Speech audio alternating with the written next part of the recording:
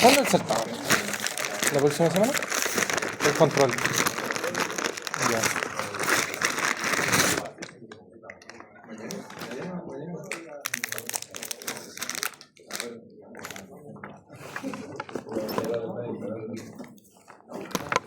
Nico, ¿te solían dar con las guías de material? Sí. Podríamos quedarnos si querés. Qué bueno estudio. Yo, pues. Yo me fui. Buenas tardes. Material. Chicos, mañana tenemos, la próxima semana tenemos control y los subsiguientes certamen, ¿cierto? En esa estamos. Le debo su corrección del certamen, por si acaso no la abordé. ¿Ya? La prueba va a abarcar ejercicios de análisis dimensional, modelo y similitud. Eso es el certamen. ¿Ya? ¿Cuál es el...? Esta clase de hoy va a ver método diferencial, pero netamente va a ser para preguntas teóricas, solo para el control. ¿Ya? No vamos a resolver nada del método diferencial como cálculo, solamente análisis dimensional, modelo similitud. Díganme. Para el certamen análisis dimensional y qué otro. Modelo similitud. Análisis dimensionales para el... Modelo Vivaki. el de los... Los modelos dimensionales y... no era dimensional. Modelo pi... El control va a ser la parte teórica de análisis dimensional, más lo que vemos hoy día de método diferencial. ¿Ya? Disculpe, análisis dimensional. Resulta, los profesores los pasan muy Ya subí el análisis dimensional. Este tengo que subir. ¿Antes lo subió? ¿Aula? ¿En la carpeta de análisis? No, dice análisis dimensional. ¿En información general? Sí. No ocupo las unidades. Análisis dimensional y P. Buckingham por certamen, ¿era? ¿O al revés? Perdón. Todo lo que es análisis dimensional. Ya. Eso termina P. Buckingham y modelo de similitud. Modelo similitud. ¿Ya? ¿Se entiende? Así que todo lo que vemos hoy día, que puede tener matemática bastante fea, no se preocupen, es solo preguntas teóricas. ¿Ya?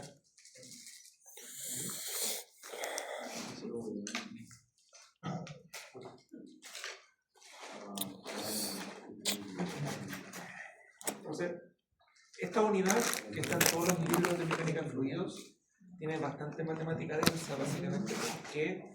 Porque viene basado de la mecánica de medios continuos, o conocido por nosotros como la mecánica de medios continuos, que es muy difícil de saber. Entonces, ahí está una visión matemática de toda la matemática en general, todo lo que es termodinámica, todo lo que es electromagnetismo, todo eso formalizado ya, ¿cómo decirlo?, en matemática avanzada, en tensores y en expresiones, la menor cantidad de expresiones. Entonces, es bonito de ver, sí, pero no es agradable estudiar. Entonces, básicamente parte de esta PPT que vamos hoy en día está con notación tensorial, porque todos los textos formales de buen nivel de esta materia lo tienen. ¿Ya? Entonces vamos a ir de a poco conversando sobre los temas para que usted entienda. ¿Ya? Vamos a conocer la ecuación de Navier-Stokes, no la vamos a resolver, vamos a trabajar con ella, pero sí es bueno que usted la conozca. ¿Ya?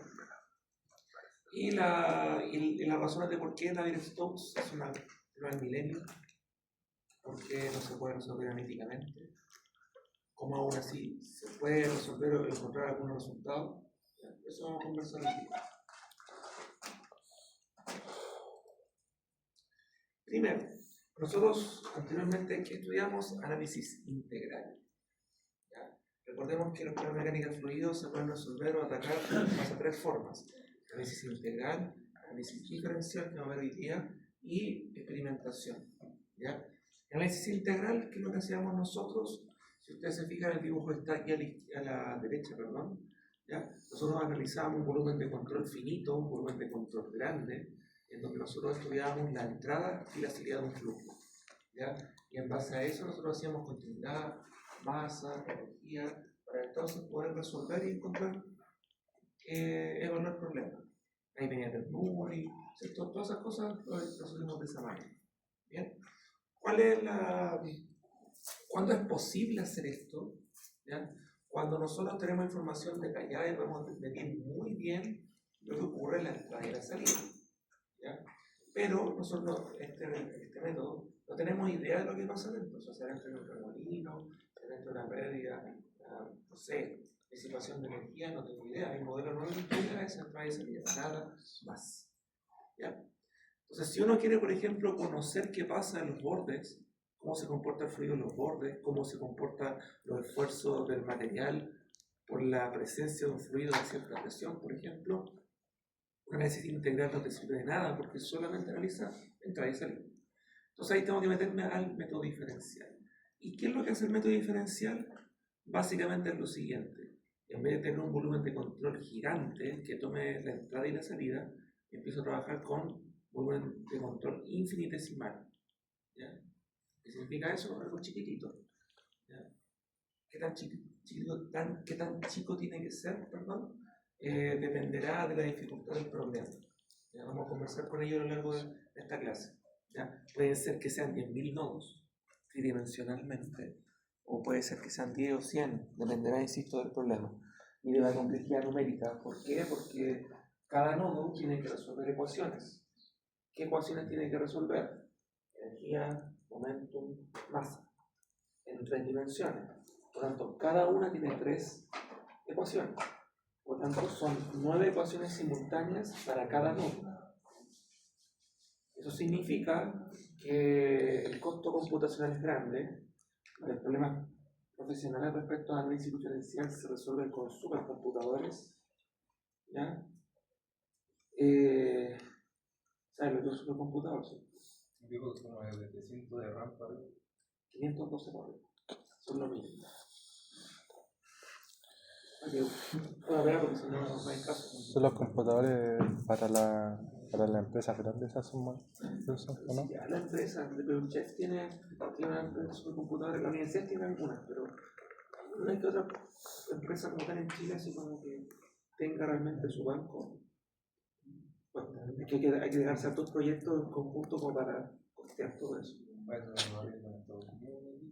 Sí, pero el arrendo por la hora, ¿cuánto te sale? Cargo. Chile sale caro. Eso pasa. Entonces, quiero decir con esto, el método diferencial lo que hace es poder explicar lo que pasa dentro. ¿Ya? Y lo que trato de decir con esto es lo siguiente. Yo no tengo idea de lo que pasa entre medio de eso, por decirlo así. ¿Ya? Sino que lo que yo voy a querer con esto es que el modelo que yo escriba con método diferencial me va a tener que responder todo. Yo tengo nula información o casi nada de información respecto al fenómeno y yo uso los dedos de que mi modelo, el método diferencial, me responda todo. ¿Qué supuestos se hacen? Lo mismo de la otra vez. Condición de no deslizamiento, conocer la velocidad de entrada y salida, temperatura. Tengo que conocer alguna temperatura de una condición de entrada, ¿ya? Y lo demás ya es interacción nodo-nodo. ¿Qué más?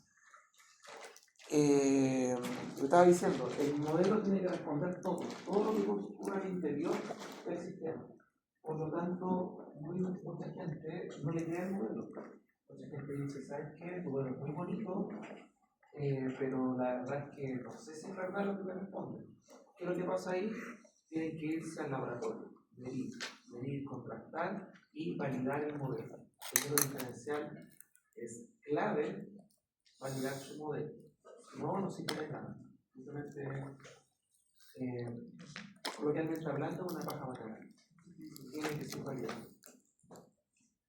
Entonces, ecuaciones diferenciales, también lo otro, el método diferencial se gobierna por ecuaciones diferenciales ordinarias como parciales, entonces ya la dificultad es mayor. También lo que ocurre es que son ecuaciones diferenciales en general acopladas, lo cual es mayor el riesgo, o sea, hay que hacer sistemas de funciones simultáneamente y eso es un dolor de cabeza para todo matemático en la actualidad. O sea, hay herramientas, pero sigue siendo un problema. ¿Ya? Entonces, ¿cuál es la gracia del método diferencial? Primero es un volumen de control infinitesimal, por lo tanto ya toda esta cosa se convierte en un montón de nodos, 10.000, 1.000, 1000, según la RAM que tenga, para poder analizar el problema. ¿Ya? Hay poca información de entrada. Vamos a conocer la presión de entrada, la temperatura de entrada, ¿cierto? Quizás la sección, quizás la calidad de entrada del flujo. Eso es todo lo que vamos a ver. Como el análisis integral, ¿cierto? Pero adentro, ¿qué pasa? No sé. Vamos a tener que resolverlo con el modelo, con ecuaciones diferenciales complejas y un concepto nuevo que vamos a entregar ahora, que es derivada sustancial, que vamos a ir conociendo en las siguientes PPT. ¿Ya? Y la aplicación de esto es CFD, la dinámica fluido computacional. Todo los diagramas que hay, toda la mecánica fluida de la actualidad que se realiza profesionalmente es con método diferencial.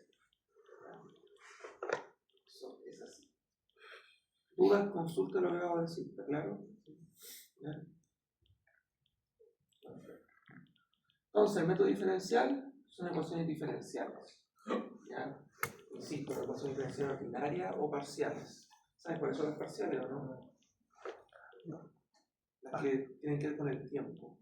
Que tú resuelves la ecuación diferencial ordinaria y después la tienes que hacer por tiempo. O sea, resuelves por el tiempo 0, tiempo 1, tiempo 2, tiempo 3, y analizas el estado en conjunto ya transiente. Eso ya es resolver todo el problema ya en su dimensión más compleja. ¿Ya? Entonces son muchas ecuaciones, imposible resolver analíticamente, imposible. Si uno hiciera una tarea de estas cortitas, tenía que ser una tarea, y se debería dar harto, porque nodo a nodo, si te hago en 3 dimensiones, son 3 por 3, 9 ecuaciones mínimo. Y eso es mínimo, porque solo dije continuidad más energía, ni siquiera hablé de esfuerzo constante, ni siquiera hablé de cinemática, hay un montón de otras cosas. Entonces, la cantidad de ecuaciones por nodo que hay que resolver es enorme. Por eso es la cantidad de RAM que yo necesito. ¿Ya? Y es base para CFD. ¿Y el CFD qué es? Esto, estudiar movimientos de cuerpo, ya simulaciones, estos diagramas que son como de campos de presión, lo que son diagramas de velocidad o de esfuerzo. ¿Ya? Eso es lo que se puede realizar. Y el estudio de turbulencia. El método diferencial, hay dolores de cabezas enormes respecto a cómo plantear la turbulencia en fluidos y sus consecuencias en los materiales. Es muy difícil. Problema abierto en la actualidad. ¿No es esto? Muy bien.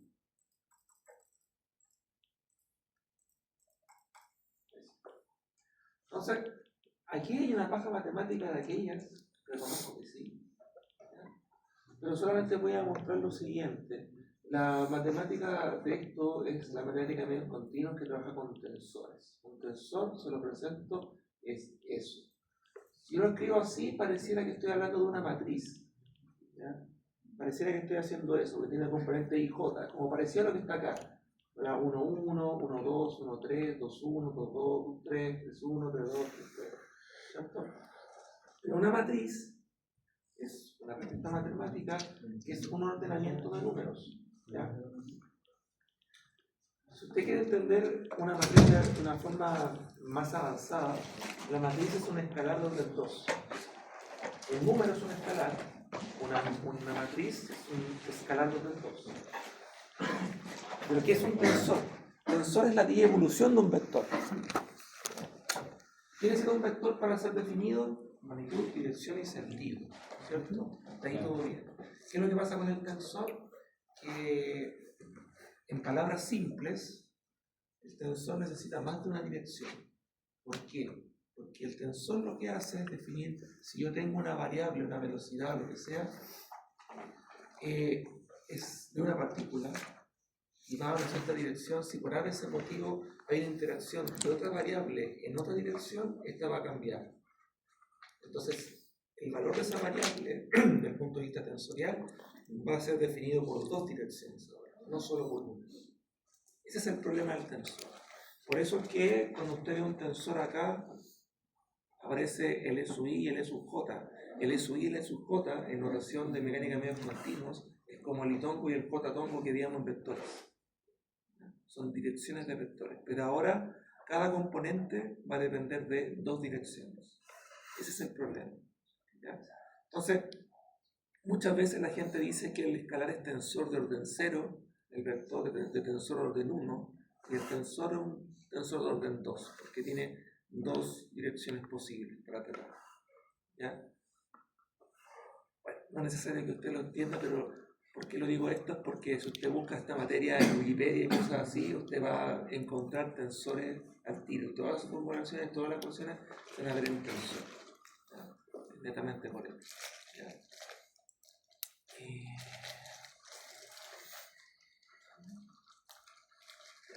Vamos a pasar por mientras. Vamos a ver después esto un poquito. ¿Ya? Por ahora la cinemática de partículas. ¿Ya? ¿Qué conocemos nosotros de cinemática? Así a grandes rasgos de esto. ¿Ya? La cinemática, recuerden que es la relación que estudia el movimiento de un cuerpo. La dinámica habla sobre por qué se mueve el cuerpo. ¿Ya? Entonces, en la cinemática nosotros tenemos movimiento de fluido, velocidad, aceleración, rotación, pero también deformación, algo que ustedes están viendo en sólido, o van a ver en sólido en algún momento en otro curso. ¿Ya? Entonces, básicamente un cuerpo se puede trasladar, como también se puede rotar. Recuerden que la rotación depende de un eje. ¿Ya? Parece que se explica. Pero también se puede deformar. Puede ocurrir esto. Puede ocurrir que se deforme, de que se alargue para alguna de las direcciones, o que haya cizalle, como que se así, como pasa en este dibujo de acá, que el cuadrito está así y después se pone como algo de ese estilo. ¿Ya? ¿Cuál es la relación entre dinámica y cinemática? Insisto, la cinemática solo estudia el movimiento del cuerpo, la dinámica el por qué se mueve el cuerpo. Entonces ahí en dinámica ya empieza a hablarse de la fuerza, como también de los esfuerzos, ¿ya? Y por sobre todo la tasa de deformación. Los esfuerzos definen la tasa de deformación. ¿Qué es la tasa de deformación? ¿Cuánto se va, para la redundancia, deformar un cuerpo, pero respecto a las direcciones? ¿Ya? Por ejemplo, aquí estamos en un plano, entonces estamos diciendo se alarga o como que se cizalle, como que los dos lados al mismo tiempo en direcciones contrarias pasa esto. ¿Ya? Eso depende de la dirección.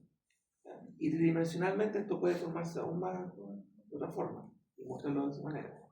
Entonces, los esfuerzos, esfuerzos tangenciales, esfuerzos normales, provocan ese tipo de deformación. ¿Ya? Y esos esfuerzos dependen de la dirección de aplicación de la fuerza o de aplicación de la presión, ya sea normal a la cara, paralelo a la cara, o en otra dirección particular. El movimiento relativo a las partículas adyacentes me refiero a las partículas que estén en los bordes, o esto mismo si lo consideramos como una partícula en sí, pero como un cubo. ¿Ya? Puede ser la traslación, rotación, deformación normal, que esta es deformación normal, o deformación angular, que es esa. ¿Ya? ¿Qué es lo que pasa ahora? ¿Cuál es el problema que empieza a inmiscuir en la formulación de esto? Todo esto nace en general de los trabajos de Galileo Galilei y de Newton. ¿Ya? Bueno, sobre todo Newton, pero Galileo Galilei hizo gran parte de la formulación teórica de eso. ¿Qué es lo que pasa? Cada una de estas dos personas trabajaban en partículas, en masas. El carrito que corre, el proyectil que salta, el cuerpo celeste, ¿cierto? Pero el problema es que un fluido me interesa más trabajar más bien lo que ocurre en un volumen. Si yo tengo una manguera y estoy mojando, me interesa más bien estudiar el sector que sale agua, como el volumen o el espacio donde sale el fluido, que si el fluido va aquí y termina por allá. No es mi preocupación, ¿me van a entender? Lo mismo que pasa con un sensor. Si yo quiero medir sensor de velocidad, temperatura, presión, lo que sea de un fluido en una tubería, no me interesa si la partícula del fluido desde el sensor va hacia allá o por acá, no me importa. Me interesa cómo caracterizo el volumen, el espacio en donde yo coloco mi sensor, donde yo estoy analizando el fluido. ¿Me hago entender? Esa es la diferencia. Entonces, las leyes de Newton como tal, como están formalizadas desde su época, no nos sirven para estudiar fluidos. Y ese fue el gran dolor de cabeza en la época para poder analizar eso. Entonces, las leyes de Newton se aplican a masas, no a volúmenes. Se necesita una relación ahora volumétrica de ellas. Un punto de vista para formular las leyes, sistema cerrado, masa. Aquí dice Lagrangiano. ¿Ya? Ojo, Lagrangiano, que viene de Lagrange, una persona que evolucionó las leyes de Newton. ¿Ya? Digo, y evolucionar las leyes de Newton porque la ley de Newton tiene la formulación básica, bueno, básica entre comillas, porque igual es un dolor de cabeza, pero básica de la interacción entre cuerpos, ¿ya? Interacción entre dos cuerpos, eso es importante. No entre 3, ni 4, ni 5, entre 2, ¿ya? Y el tema es que la formulación tradicional, que es la de Newton, no puede resolver todos los problemas, no porque esté limitada, sino porque matemáticamente es difícil. Hasta que apareció Lagrange. Y Lagrange creó el lagrangiano, una forma distinta de aplicar energía y dinámica en esto. Y solucionó todos los problemas restantes. ¿Ya? Hasta que llegó un sujeto llamado Einstein y se dijo, no, sabes que él tiene limitaciones, hay que arreglar, corregir. Y continuamos. ¿Ya? Harina de otro costal. Pero el tema es que aquí es el lagrangiano, sistema cerrado más el lagrangiano. ¿Por qué? Porque Lagrange se dio cuenta y formalizó de que las leyes de Newton son para masa y cuerpos y que lo que yo hago es seguir a la partícula. Eso Newton no lo dijo. Lagrange dijo, no, si usted quiere medir una ley de Newton o quiere medir física, dinámica, usted va a agarrar el carrito y usted va a seguir el carrito. Si usted va con un proyectil, avanza el proyectil y usted va a irse con el proyectil y va a calcular toda la trayectoria hasta llegar hasta el final y chao. Lo que analizo son partículas. Eso es Lagrange, seguir la partícula. Entonces yo calculo qué cosa hay ahí. La velocidad instantánea, la aceleración instantánea, el tiempo que tarda, todo es instantáneo, todo es local. ¿Me hago entender? Es analizar por partícula el fenómeno. ¿Ya? Eso es el fenómeno lagrangiano.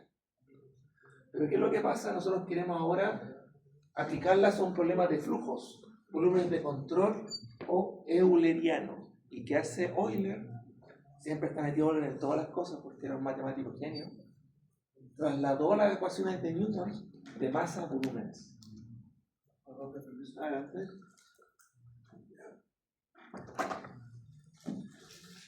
Entonces ahora lo que vamos a ver, con el nuevo término que se llama derivada sustancial, material o total, cómo se lleva la ecuación de masa a volumen. ¿Ya? Importante aquí que la derivada sustancial tiene la D mayúscula. Usted conoce la derivada con D minúscula. Van a conocer la D mayúscula. ¿Esa es derivada parcial?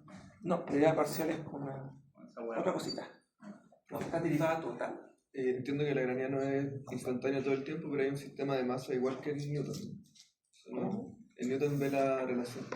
Se aplica a masas, pero en lagrangiano también hay un sistema de masa. Es que Lagrange es lo mismo que Newton, solo que evolucionó el sistema, modificó las cosas para que la ley de Newton fuera aplicada a más problemas. Eso es. Y evolucionó la idea. ¿Ya? Y formalizó de que esas leyes son para masas. Yo sigo cuerpos, sigo partículas, sigo cuerpos celestes. Eso es lo que está aplicado. Entonces yo hago el laboratorio, yo hago un carrito moverse o cualquier cosa del laboratorio, yo estoy siguiendo siempre el carrito. O estoy siguiendo siempre la pelota. Siempre estudio el centro de masa y el centro de masa lo sigo conmigo. Me voy con él. ¿Ya? O como decía Galileo Galilei, mira, me paro en un centro de referencia y analizo ¿cómo se llama? El movimiento de este cuerpo, de esta masa, con respecto a yo quieto o el tipo moviéndose, lo que sea. ¿Ya? ¿Por qué digo esto? Porque siempre hablan de Newton, pero Galileo fue el primer relativista. Él relacionó lo que era relativo a, y eso era importante. Algo que Newton nunca se quiso meter. Le dio cosas. De hecho, literal le dio cosas, lo escribió textualmente, lo dejó para la siguiente generación. Lo escribió textual.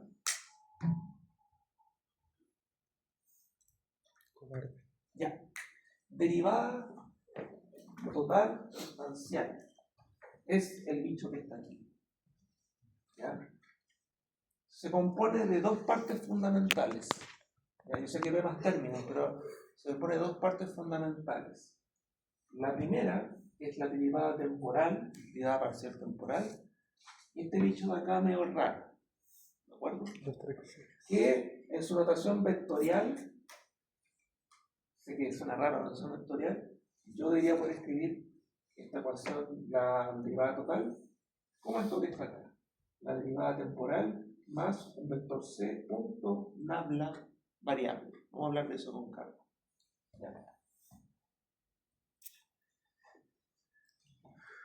Ya. Vamos a avanzar un poquito al siguiente.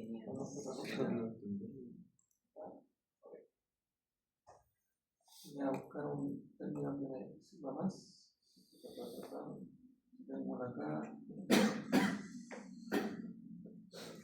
Por ejemplo, si yo estudio la aceleración, ¿ya? Por ejemplo, la aceleración en dirección X, ¿ya? Y lo hago en función de una derivada total, aquí está equivocado, esto es un D mayúscula por si acaso, ¿ya? ¿Qué va a pasar? Va a tener la derivada temporal más este término un poquito extraño, ¿cierto? Hasta ahora, ¿ya? ¿Cómo se calcula la aceleración? Como la derivada de la velocidad con respecto al tiempo, ¿cierto? Eso dice Newton. Ahí está Newton. Esa es la derivada total, el valor instantáneo. En lo que pasa en la partícula es que yo la sigo. Pero insisto, estoy haciendo un volumen y la partícula va a tener que cruzar un volumen. Y ese volumen hay un problema. ¿Cuál? Que imagínense el caso de que yo tengo por ejemplo, a ver, imagínense que va un flujo directo así y después se abre y sale el flujo, ¿cierto? Y yo tengo una partícula en algún sector del radio. ¿Es lo mismo que la partícula vaya directamente en el centro hacia afuera o por ese motivo se desvíe, pase como cerca de la pared y vaya? ¿Es lo mismo? No. ¿Qué es lo que pasa? El flujo estacionario, voy a asumir otra cosa, el flujo estacionario, ¿ya? Tiene las mismas condiciones, va a ser flujo permanente, las mismas condiciones, no va a cambiar el tiempo. Pero si analizamos por partícula, me doy cuenta de que si no sigo la misma línea de corriente, hay problemas, ¿cierto? Pero sigue siendo estacionario. Si alguien lo ve desde afuera, es como dijeran, ¿sabes qué? El caudal o la velocidad de entrada y la velocidad de salida están determinadas y son constantes, estacionario y flujo permanente. Perfecto. Súper bien. Pero si yo me meto por dentro, veo la partícula y me preocupo que si una partícula va en una dirección, pero por ese motivo es afectada por otra dirección, como el tensor, tiene otra dirección, se mueve para allá y sale, ya no es la misma aceleración, hubo un problema, hubo una interacción con algo dentro del sistema. Por fuera voy a ver la entrada y salida como siempre, pero adentro pasó algo, ¿ya? Eso lo responde el sujeto del otro lado. ¿Por qué? Porque si se fijan acá, hay una componente de velocidad. Se está escribiendo U como una componente de velocidad. U es velocidad, para que ustedes entiendan. Usted lo entienda. Si hago de U a de X, ¿qué es? La velocidad con respecto a una dirección de posición. Raro, ¿cierto? Como uno está acostumbrado a hacer la derivada de la velocidad con respecto al tiempo, pero no con respecto a la dirección de posición. ¿Ya? Esto que está acá, señores, señoritas, se llama aceleración convectiva, que se refiere a el cambio de velocidad cuando se mueve hacia un punto del espacio. Como les dije, no es lo mismo que siga derecha la partícula y que se acerque a la pared. Globalmente es estacionario, todo bien, pero pasa un problema ahí, hay un cambio, ¿ya? Entonces aquí está hecho tridimensionalmente, por eso está como de U a de X, de U a de Y y de U de Z. ¿Ya? Y aquí lo que ocurre es que esto es para la aceleración en X, ¿qué pasa para la aceleración en Y? Va a pasar lo mismo. La aceleración en Z, lo mismo. Está expresada aquí como fórmula para las tres dimensiones, si tenemos un problema en tres dimensiones. O sea que esto no pasa en este curso, pero formalmente se escribe así. En notación vectorial, ya formal para todos los textos que usted pudiese llegar a revisar del tema, usted va a encontrar siempre esta expresión acá. ¿Ya? Y la aceleración va a ser, aquí derivada mayúscula, perdón, letra mayúscula, va a ser la derivada parcial temporal, o sea, la local, ¿ya? Más el componente convectivo. ¿Ya?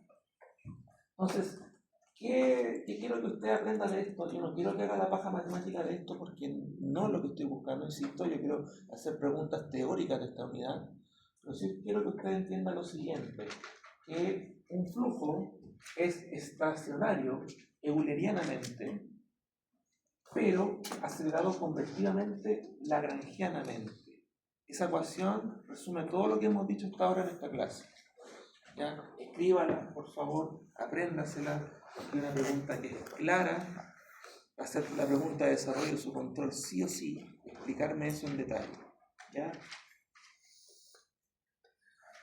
Quiero saber si hay duda o consulta de ese concepto, porque eso es fundamental para esta primera sección. ¿Podría poner la primera imagen, por favor? ¿La qué? La primera diapositiva que mostró. El resumen de eso. Por si acaso, no es necesario que se aprendan la ecuación ni nada. A mí me interesa que usted simplemente entienda que la derivada total va a ser igual al cambio local más el cambio convertido. Cambio local, cambio convertido. ¿Ya? Eso me interesa. Insisto, no vamos a calcular nada con ello, así que no es necesario que se aprendan la fórmula. ¿Ya? Dígame. ¿Cómo es la definición?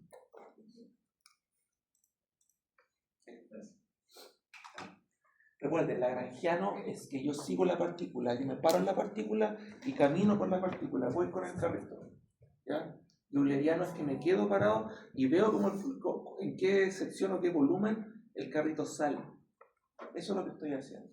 ¿Ya? Es como le decía yo, el mecánica de fluido, el mejor ejemplo es cuando coloco sensores en una tubería o algo así. Yo no sigo la partícula del fluido, no me interesa. Yo caracterizo el volumen espacio en donde está circulando, fluyendo el fluido. ¿Ya? Ahí mido presión, ahí mido temperatura, todas esas cosas. ¿Ya?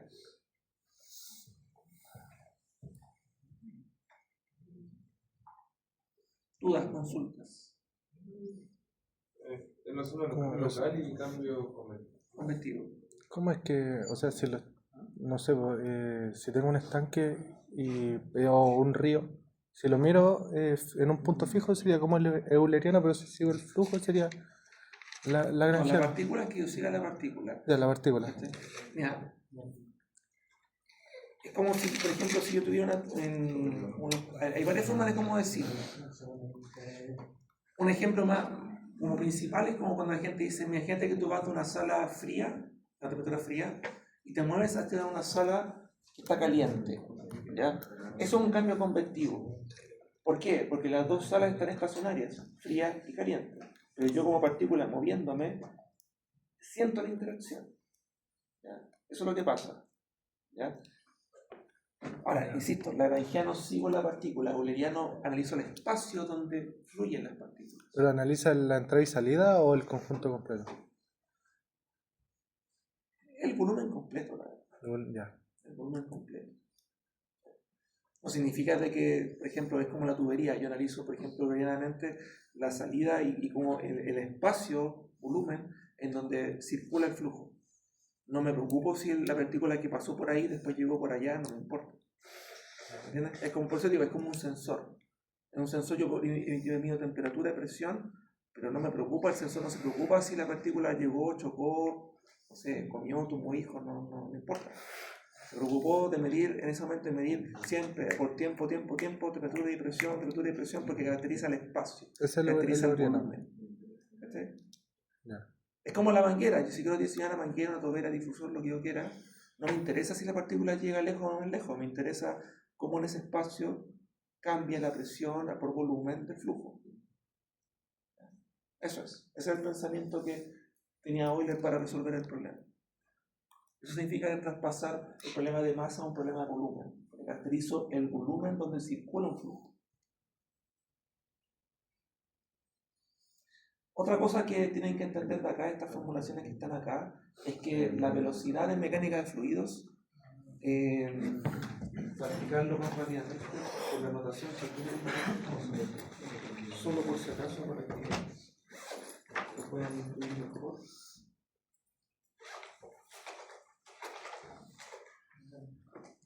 Por ejemplo, si yo tengo un vector A, y digo que puede tener una coordenada X en tongo, más Y en J tongo, más Z en K tongo, ¿cierto? Formalmente general.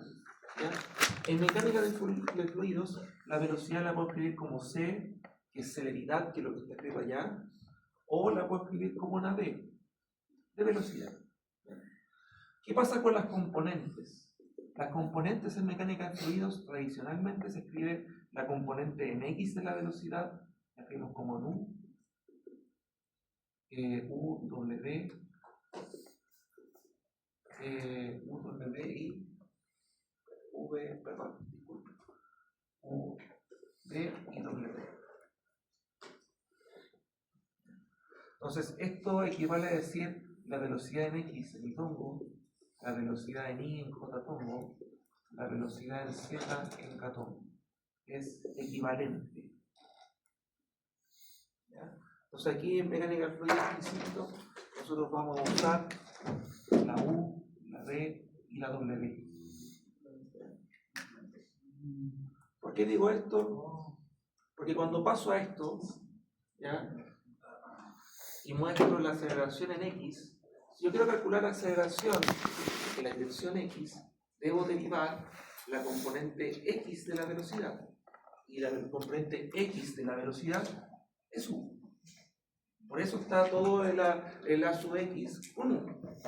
A diferencia de A sub I, que está con respecto a B. Y la sub Z con respecto a W. Eso está pasando, para que se entienda un poco qué estoy diciendo ahí.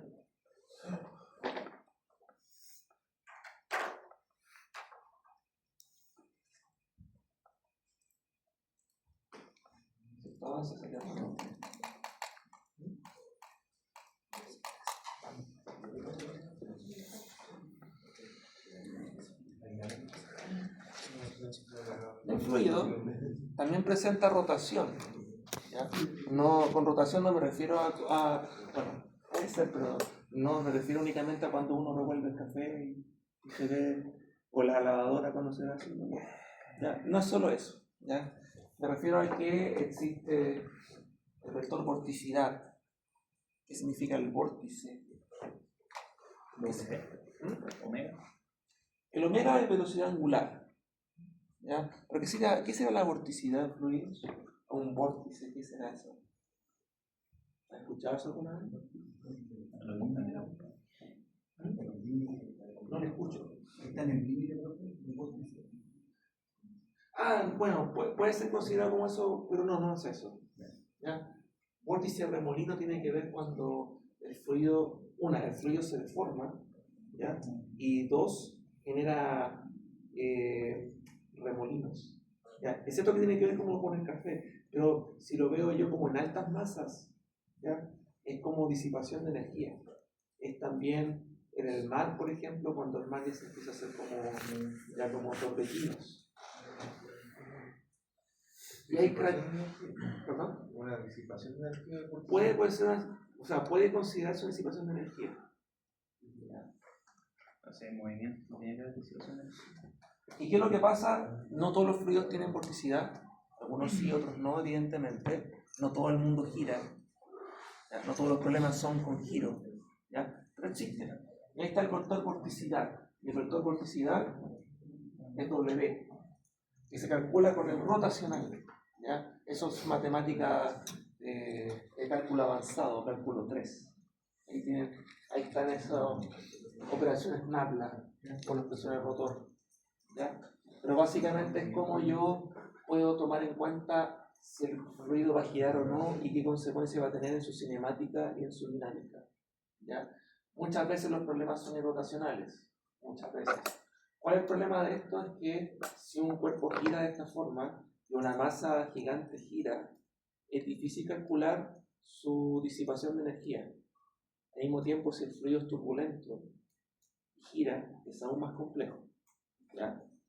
¿Dónde más aparecen los vórtices? Por ejemplo, cuando yo tengo un flujo que choca con un obstáculo. Cuando un fluido va y choca con un obstáculo, la estela que queda después puede provocar remolinos.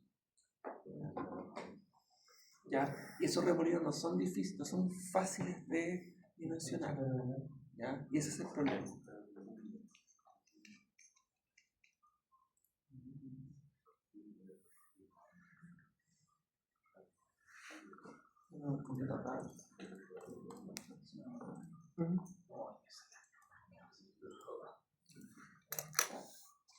Bien, ¿qué es lo que pasa ahora? Esto lo vamos a pasar rápidamente, no se preocupen, no se asusten. La deformación formalmente es un tensor. ¿Ya? La tensor de deformación. ¿Por qué? Porque un tensor tiene dos direcciones. Entonces yo puedo definir la deformación en todas las direcciones posibles de un cuerpo o de un punto o de un nodo o de un volumen de control infinitesimal. ¿Ya? Ese tensor existe. ¿Ya? tensor tasa de formación, el que está ahí presente. ¿Ya? Usted va a conocer eso, quizás no esa notación, quizás no en esa escritura, en su curso de mecánica de materiales. ¿Ya? Usted probablemente va a conocer los términos que están en la diagonal principal sin saberlo. ¿Ya? Lo va a conocer. ¿Ya? Ese es el tensor en forma estricta que gobierna todas las direcciones de aplicación de la fuerza. ¿Ya? Fíjese que acá yo tengo un cuerpo que está aquí cualquiera, que tiene un esfuerzo tangencial en esta dirección, otro en este, otro en este, otro en este. Y fíjese que está en 3 dimensiones, entonces esa cara está aquí, está acá, está allá, está acá. Entonces, este tensor de acá, que está con 2 direcciones, en todos esos términos, gobierna todos esos movimientos en todas las caras del cubo. Eso estoy haciendo, formalmente. ¿Ya? Y escrito ya, esto está escrito con una sola cara, por ejemplo, para ese sector. Si lo escribo en tensor, formalmente para todas las direcciones, esa expresión se puede escribir de esta manera. ¿Qué pasa? Que toda esta expresión que está aquí, este es apenas un término de todo lo que está ahí. Porque el y aquí es lo que está ahí. Otro es ese y así sucesivamente. ¿Ya? Entonces el problema se vuelve complejo, ¿ya? Porque cada componente es esa. ¿Ya? Y aparte, ¿qué es lo que pasa? Tengo que entender resistencia a materiales. Ya se volvió un problema multidisciplinario. ¿Ya? Conservación de masa. Nosotros conocemos esa. Entra, si pasa usted para acá, entra, es igual a lo que sale más acumula. ¿Cierto? En su formulación bastante terrible. ¿Por qué? Porque está como ecuación diferencial ahora. Estoy pasando lo que es integral a diferencial. En base a mi elementito y todas sus interacciones. ¿Cuáles interacciones? La interacción del nodo vecino con respecto a este, del nodo vecino con respecto a este, del nodo vecino con respecto a este, sucesivamente. ¿Ya? Por lo tanto, todas esas ecuaciones, interacciones con todos los nodos vecinos en los que yo tengo que actualizar. ¿Ya? No es sencillo. ¿Ya? Pero se llegan cosas bonitas. Como lo que está aquí. Bueno, para mí es bonito, quizás para usted no tanto. Puede ser. Formalmente la ecuación de continuidad existe desde el análisis diferencial. Nosotros en ese integral uno habla de balance de masa. Yo igual le di hincapié de que el balance de masa es continuidad, porque aquí es continuidad. ¿Ya? Ya el nombre de continuidad nace del análisis diferencial. Esto que está acá, que se ve súper feo, es balance de masa. Fíjense la ecuación cómo es. ¿Les recuerdo algo? Derivada parcial. Es la derivada total. ¿De qué? De la densidad. Solo que no está la U. Claro, solo hay una pequeña diferencia, ¿cierto? Pero se parece en su planteamiento a la derivada total, ¿cierto? Entonces aquí está el cambio total de densidad y el cambio en la dirección respecto a ello. ¿Ya? Ahora, no es que no esté la velocidad, lo que pasa es que la densidad está tomando el papel de esa velocidad. Entonces, si yo saco la densidad hacia afuera, voy a tener el componente que acompañaba las derivadas. Eso está pasando en ese lado. Entonces, se ve distinto, pero en realidad es lo mismo. Es derivada total de la densidad. ¿Ya? Escrito vectorialmente es esto, que es la que aparece en todos los textos tradicionales. ¿Ya? Básicamente esto es lo que acumula, y esto es lo que entra, esto es lo que sale menos lo que entra. Eso queda así. ¿Ya? ¿Cuáles son los casos tradicionales? Estacionario, que la derivada temporal es cero, o incompresible, que la densidad es constante. ¿Ya? Entonces básicamente es decir que este bicho de acá es cero.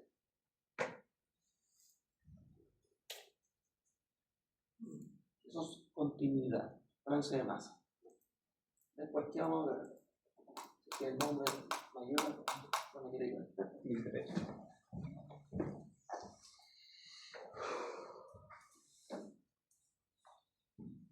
Si uno analiza fuerzas ahora, pero vamos a dinámica. ¿Qué pasa si ahora salimos del problema cinemático de únicamente describir el movimiento del fluido, ahora encontrar las causas del movimiento del fluido? ¿Ya? Primero lo que vamos a hacer es la solución no viscosa. ¿Por qué? Porque es más sencillo. Fue el trabajo de Euler. Euler trabajó en la dinámica de fluidos no viscosos. ¿Por qué? Porque no quería complicarse la vida. Porque las consecuencias viscosas de un fluido todavía no se podían manejar a la época de hoy, evidentemente. ¿Ya? Entonces, un fluido no viscoso, con mu igual 0 o con nu igual 0, se ignoran efectos de viscosidad y turbulencia, y eso es lo importante, él no quería turbulencia. ¿Ya? Entonces, fuerza sobre la partícula del fluido, la fuerza de presión, ya hemos hablado de la fuerza de presión, ¿cierto? En análisis integral. Fuerzas de masa y cuerpo, la gravedad, el peso del fluido, ¿ya? Y fuerzas debidas a los esfuerzos, porque los esfuerzos existen. La partícula del fluido se puede deformar, puede rotar, puede pasar todas esas cosas, ¿ya? ¿Qué hizo Euler en el primer caso? No viscoso y no tomó en cuenta los esfuerzos. O sea, la hizo fácil. Pero nadie la había hecho, nadie la había publicado, no había patente, el tipo la aprovechó. Entonces empezó a formalizar esto. No voy a entrar en detalle exactamente en todas estas cosas que estoy mostrando acá. Por ahora no. Pero sí llegó a un término que está aquí. La derivada de la velocidad. Hay un componente que tiene en juego la presión. Aquí está la caída de presión. El dP de X, el dP de Y y el dP de Z en la caída de presión respecto a la dirección de propagación, ya sea en X, en Y o en Z. ¿Ya? El efecto de gravedad. ¿Qué notación vectorial es lo que está aquí. ¿Qué es esta ecuación? Si usted quiere conocerla, ¿alguien se atreve a dar una idea? Porque esta ecuación, lo que pasa es que el análisis integral y diferencial tiene la particularidad de que yo analizo masa, continuidad, energía. Ya, diferencial hace lo mismo, solamente que tengo que escribirla de la forma diferencial. ¿Qué ecuación es esa? ¿La conoce? Así como a priori, si uno como cachatía, ¿será algo que hemos visto? La que dice notación tensorial. No, la tensorial no te tensorial porque usted no sabe tensor, pero por ahora vectorial o la que está ahí arriba. Si a usted se le ocurre, ¿qué podría ser? Era la de. ¿Cómo se llama esta? Me pareció haber. Tiene parecido a Bernoulli. Vamos bien. Eso es. Vamos bien. Calmate. Creo que si ahí yo tengo la derivada parcial de la velocidad respecto al tiempo, esto es una aceleración. Sí. Ya, y luego Correcto. tengo. Es la. Eso es. Esta, ¿no? ¿Qué es eso? Eso es Bernoulli. Eso es Bernoulli, porque lo que hizo un compañero. Pero eso es una aceleración y el otro es. Tengo una caída de velocidad, tengo un vector de velocidad multiplicado por ese. La velocidad al cuadrado. Y es una aceleración, no una aceleración. No. Sería como una aceleración convectiva. O sea, si yo tomo la que está por acá, esto podría ser una aceleración convectiva fácilmente. Pero solamente eso.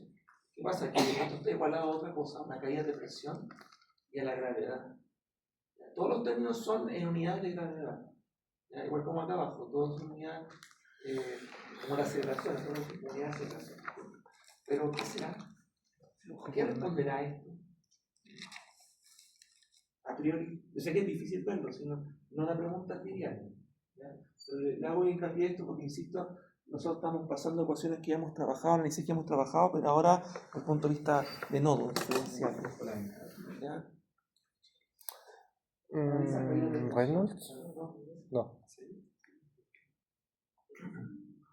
Aceleración convectiva. Le voy a hacer una consulta. O de transporte. ¿Cómo de f igual a m por a pasamos a cantidad de movimientos? Flujo mágico. No sé. ¿Cómo se llama eso? Con principio de energía mecánica. ¿Qué es eso? No sé. F Telepo. es igual a m por a. ¿Cierto? ¿Qué pasaba esto? Que era m por la derivada de la velocidad con respecto al tiempo. ¿Cierto? Sí. Decíamos nosotros, bueno, ¿qué tal si la masa va adentro? Derivada con respecto al tiempo de la masa por velocidad. Y eso es la cantidad de movimiento, el m por dv. ¿Sí? está pasando? Que si yo hago el F sobre M, me queda el deriva de T. Desde el punto de vista de partículas, ¿cierto? La relación entre ¿Qué tengo acá? Un deriva de T. una aceleración con Algo más. Sí, pero lo que tengo que decir es que esta relación, que está acá, es parte de lo que define un momento. Esa ecuación de allá es la ecuación de cantidad de movimiento para un fluido no viscoso sin esfuerzo. Está bien escondida, súper bien escondida, ¿ya? Es la preliminar a Navier-Stokes. ¿Cuál será la ecuación de Navier-Stokes si esa es Euler? ¿Qué tendrá que tener la ecuación de Navier-Stokes? No sé. Tendrá que tener perdón, ¿qué tendrá que tener Navier-Stokes? La velocidad acá. la verdad. Todo lo que no tiene Euler.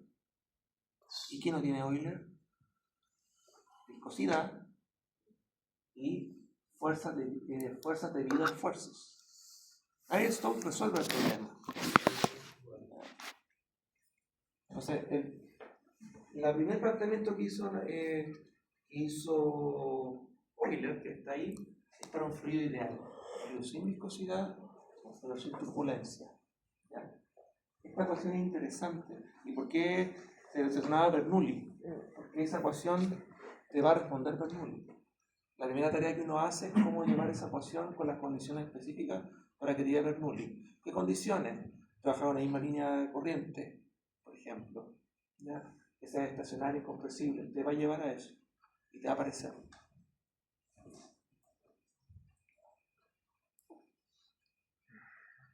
Entonces, una de las tareas que uno siempre hacía con respecto a esto, tomar un uniforme, que no varía, que es incompresible esta ecuación, usted va a encontrar Bernoulli. Y va a salir inmediatamente. ¿Ya? De hecho, ¿por qué se sabe que Bernoulli trabaja en una sola línea de corriente? Es porque la ecuación de Navier-Stokes, como tiene que seguir una parte local y un camino convectivo, se entendió entonces que tiene que ser una partícula que vive en una línea de corriente. Esa definición nace de esa ecuación, no al revés.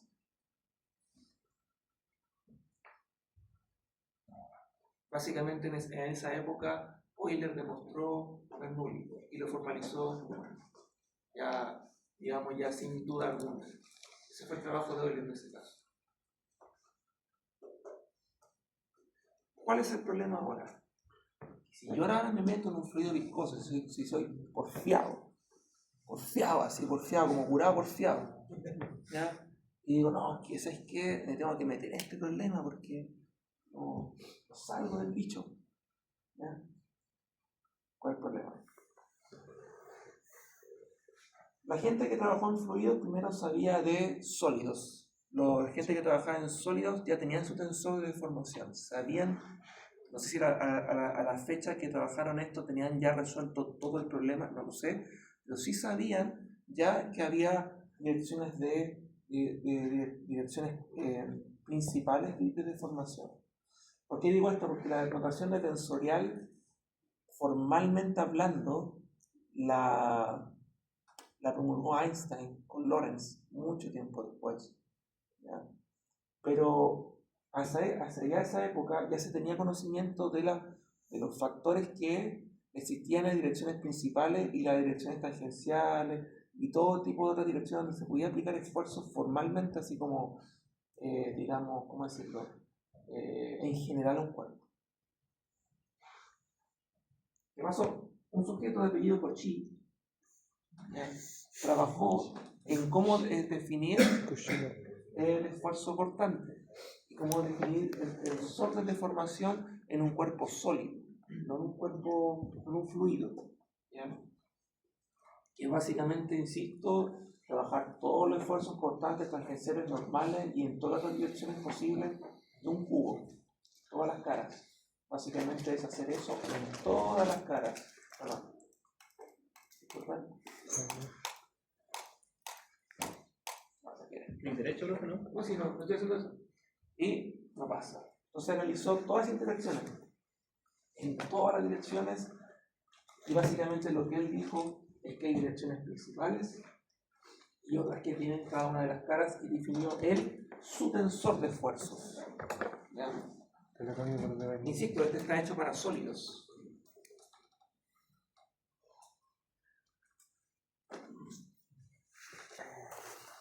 Puros sólidos. Entonces ahí te empezó a determinar lo que son las fuerzas viscosas, las fuerzas que generan esfuerzos en las caras de las paredes. Recordemos que la viscosidad provoca condición de no deslizamiento. El fluido salía de las paredes, por lo tanto, por eso genera roces, ya genera problemas en las caras. Entonces, ¿qué pasó? Que la ecuación de Euler, o la ecuación de Cauchy ahora pasó a ser la ecuación de Euler, más efectos de esfuerzos constantes y viscosidad. Estaba presente el esfuerzo normal. El esfuerzo normal es lo que está escrito como sigma. ¿Ya? Sigma es el esfuerzo normal y tau el esfuerzo tangencial. Todo esto por la consecuencia de asumir la viscosidad. ¿Qué pasó ahí? Que bueno, esta ecuación está para dos dimensiones, a diferencia anterior que era de tres dimensiones. Sumó esos dos términos, esas dos derivadas. La derivada del esfuerzo normal y la derivada del esfuerzo tangencial. ¿Qué pasó? Miren el problema que tengo ahora. Hay tres ecuaciones. ¿Por qué tres ecuaciones? Porque estas tres ecuaciones tienen la coordenada X, la coordenada Y y la coordenada Z. ¿Cuántas incógnitas tengo? Tengo 7. Tengo las velocidades V, la presión, el esfuerzo cortante en cada una de las caras y el esfuerzo normal en cada una de las caras. El problema no se resuelve ni loco. No hay cómo. Entonces, ¿qué empiezo a hacer yo? Empiezo a notar que los esfuerzos cortantes son iguales en las dos direcciones. Entonces, ya bajé a 6 incógnitas. Ecuaciones constitutivas que relacionan los campos de velocidad con esfuerzos viscosos. Tengo que estudiar otras cosas en el laboratorio, buscar cómo se comportan de otras maneras para sumar ecuaciones. Ya, puedo encontrar algo. Definición de viscosidad. Hasta la época todavía no estaba clara. Solo era un número, era un valor, era algo que se sabía que existía, pero que no estaba formalmente escrito. Y relación lineal porque tenía que ser newtoniano, porque si no esto ya explotaba aún más. Porque Newton ya había dicho ya que habían fluidos no newtonianos y definió lo que era bueno y lo que era malo. Entonces, el problema es que ya son 7 incógnitas, ya es un problema serio. Y el otro problema es que es solamente la ecuación de cantidad de movimiento. Ni siquiera he metido masa continuidad aquí. Todavía no he hablado de la ecuación de energía. Entonces, ya es un problema serio. Pero ¿qué pasaba? Que aún así, esta ecuación no responde correctamente a un fluido. ¿Por qué? Porque el tensor de deformación está hecho solo para sólidos. Solo se forzó la concepción de sólido para fluido. Pero eso no siempre es correcto.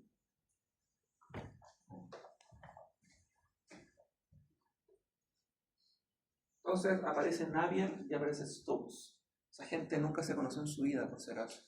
Solo son dos contribuciones que después se dieron cuenta que juntarlas llevaba a la concepción final. Tengo claro que ellos dos nunca trabajaron juntos. Entonces, ¿qué hace Navier Stokes? Básicamente es corregir el tensor de esfuerzos y escribir esta monstruosidad que está aquí. Matemáticamente hablando es una monstruosidad bastante grande. El dolor de cabeza de cualquier computador. Con eso se definió la ecuación de cantidad de momento, la conservación de cantidad de movimiento, con la consecuencia viscosa y esfuerzos cortantes y normales. Es la ecuación que está aquí.